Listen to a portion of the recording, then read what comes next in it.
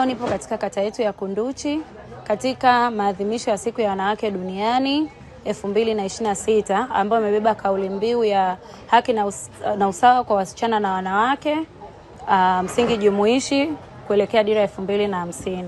Na nilialikwa hapa kwa ajili ya kuweza kuwa mwezeshaji katika mada zinazohusiana na sheria, ambapo tumeweza kuwaelimisha wanawake kuhusiana na elimu ya kisheria katika swala zima la biashara, namna wanavyoweza kusajili vikundi vyao, kuandika katiba zao, namna wanavyoweza kusajili makampuni, kuandaa documents, ikiwa pia ni pamoja na namna ya kuweza kusajili biashara binafsi, sole proprietor.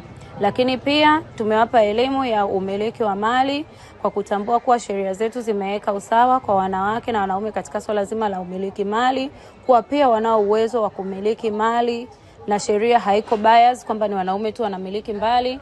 Hiyo ni katika kupromote swala zima la usawa kwa wanawake.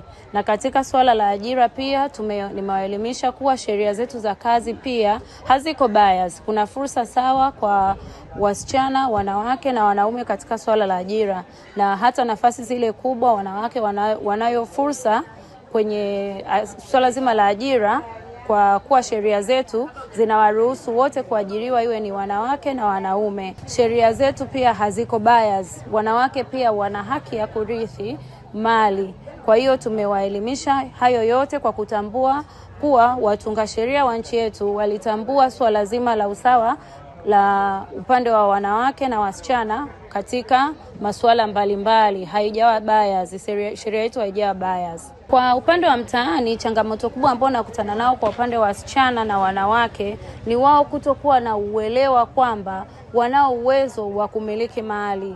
Wanawake wengi, haswa wale ambao wanakuwa wameolewa, wanadhani kwamba wakishaolewa nafasi yao ya umiliki wa mali inakuwa imepotea. Hawafahamu kwamba pia wao wana uwezo wa kumiliki mali. Kwa hiyo baada ya muda fulani, endapo watajikuta hawana chochote, wanajilaumu kwamba walipoteza muda au hawakujua. Huo ni aina ya moja ya migogoro ambayo tunakutana nao. Kwa upande wa uwekezaji, kiukweli wanawake wanawekeza sana, lakini changamoto kubwa ambayo iliyopo kama ilivyo katika swala la umiliki wa mali ni wao kutokuwa na elimu ya kuweza kuwa wamiliki wa zile biashara.